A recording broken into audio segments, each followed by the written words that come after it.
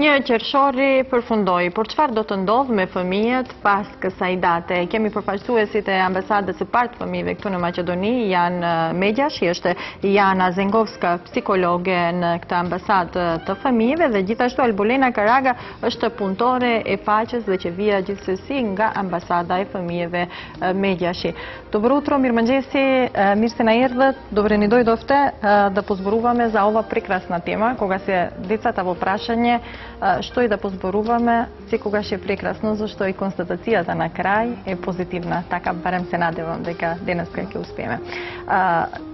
Albulena, je dhe ti pjesë, sikur se dhe Jana e ambasadës fëmijëve Megjashi, do t'i diskutojmë temat e fëmijëve, do t'i diskutojmë të drejtat e fëmijëve. Në fakt, vetë ai termini e fëmijë nënkupton gjithmonë për prindrin kënaqësi. Fëmia është, unë gjithmonë them që fëmia janë dy sytë e ballit të një prindi, kudo që është, qoftë këtu, qoftë në botë. Вчера беше меѓународниот ден на децата, но ние намерно го одложивме гостувањето за да докажеме дека на децата не им е доволно само еден ден да се посветиме, треба токму 365 дена. Јана и Албулена, како е да се работи со деца? Со деца да се работи е предизвик голем. Децата се многу мудри, од децата многу можеме да научиме и тие се наше огледало. Многу реакции кои што ние ги правиме возрастните, ги гледаме преку имитирањето на децата и на таков начин можеме да се коригираме и да го коригираме нашето однесување. Често не изненадуваат, особено на работилниците за права со децата кои што ги правиме со Албулена, со констатациите кои што ги имаат, предизвиците, идеите и така натаму, и многу често се наоѓаме во ситуација во која што никогаш не ни знаеме што да одговориме од сите оние мудрости кои што знаат да ги кажат. Забавно е, предизвикувачки, меѓутоа и тоа е многу одговорна работа, бидејќи ние сме тие кои што сме им некаков репер. Ти си психолог, знаат децата да бидат дури попаметни од психолозите, да бидат наши психолози на возрастните, да не читат буквално, да знаат што размислуваме во моментот, дали сум во право? Да, децата се многу искрени. Значи, децата не калкулираат, децата не манипулираат. Тие отворено и искрено го кажуваат тоа што во моментот го мислат. И понатака ние возрастните ги ставаме во некаков калап, како треба да се однесуваат за да бидат социјално прифатливи и во ред е тоа, социјализацијата е многу важен аспект. Меѓутоа, не смееме да забораваме нит како родители, нит како возрастни, да поттикнуваме критичноста на децата, да поттикнуваме нивната слободност и да го поттикнуваме нивната искреност и начин на однесување. Слободното изразување.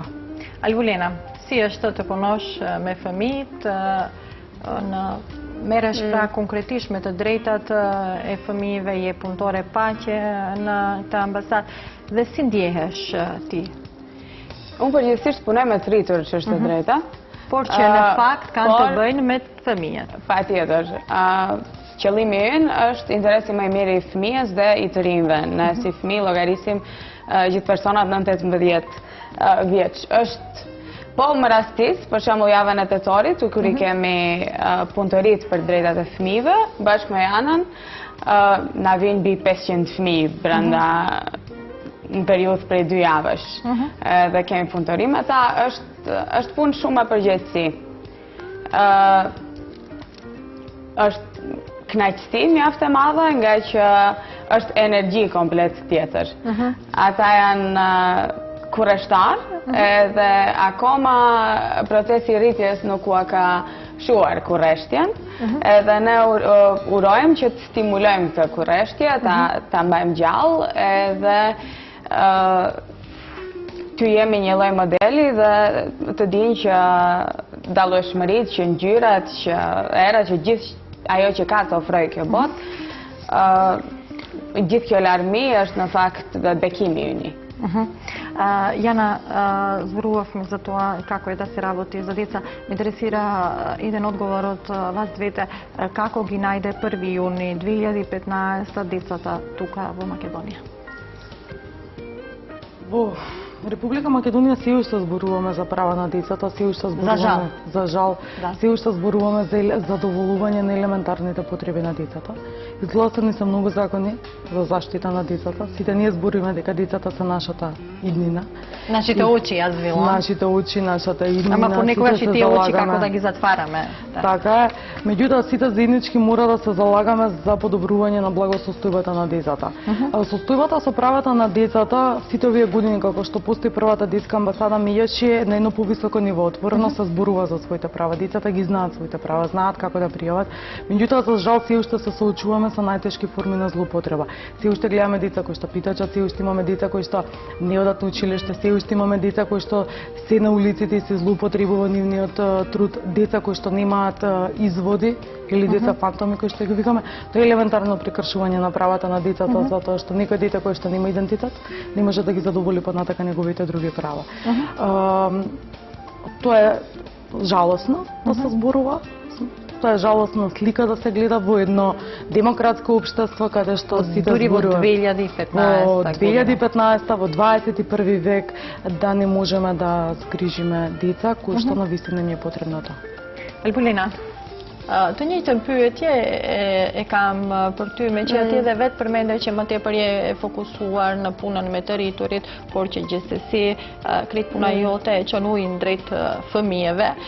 Më intereson se në këtë drejtim, prindër dhe fëmijë dhe gjithsesi për institucione do të flasim se ku është roli institucione, po pak më vonë, më intereson ku janë fëmijët tanë këtu në Maqedoni në këtë vit, në shekullin 21, në këtë rol, prindër dhe fëmijë dhe të drejtat e tyre në mes. Më shumë punon janë këtë mes, unë punoj me arsimtar të shkollave të mesme. Pikërisht, roli dhe i arsimtarëve është shumë më i madh, madje edhe se i prindrit ndonjëherë, sepse me sistemin tërditor të qëndrimit të fëmijëve nëpër shkolla, sikurse edhe kur vinë fëmijët në shtëpi na quajnë në vend të mamit mësuese. Është punë me përgjithësi, unë nuk do ta bëj raportin. Ajo që di unë është se shpesh nuk është mungesë vullneti. Shpesh të rriturit nuk dinë si t'ju qasen konflikteve me të rinë. Dhe kjo nuk është për t'i amnestuar. Kjo është thjesht për t'i kuptuar edhe për të vënë në pak nevojën që edhe ata kanë për edukim jo formal të më tutjeshëm, për mbështetje nga aktorë të ndryshëm e kështu me radhë. Këtë që tha dhe Jana, 1 qershori na e priti fëmijët në skamje, në padrejtësi sociale të mërshme. Rrugëve shohim fëmijë që shtrinë dorën për kërkuar. Do me thënë, pakull mbi kokë pa nevojë bas. 2 qershori sot, na i gjeti fëmijët me shumë stres, duke përgatitur testimen eksterne. E në prindërit edhe stres më të madh kemi këtë. Kanë stres arsimtarët, kanë stres fëmijët, kanë stres familjet, gjithë këto ekipe mbështetje, sot dita i gjeti me stres. Dhe ne do donim që gjejmë forma dhe mekanizma që nxënja e dijes edhe mësimit t'jetë kënaqësi dhe jo stres.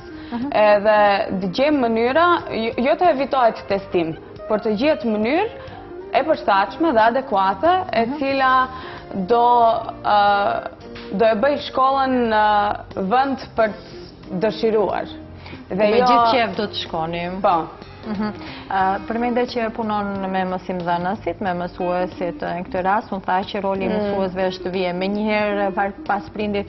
Edhe ata tani kanë shumë punë në aspektin administrativ, janë më tepër administrator, do t'ju dalë në krah mësuesve në këtë rast, por nga ana tjetër edhe ata i kanë të drejtat e shkurtuar në raport me fëmijëve. Ngritja e zërit, ku e di çfarë që ishte më herët, që ishte një frikë kur e shihshe ti mësuesin, kishe një lloj frike që mbase ndoshta nuk ishe aq pozitive, por për fëmijët e tanë ishte në një mas, tani kushtet kanë ardhur, po nuk do fajtohem me këtë. Nuk them unë me përdorimin e dhunës, absolutisht nuk dakordohem, sepse edhe dikush të përdorte në fëmijën tim dhunë, atëherë do të bëj qameti, do të kriste.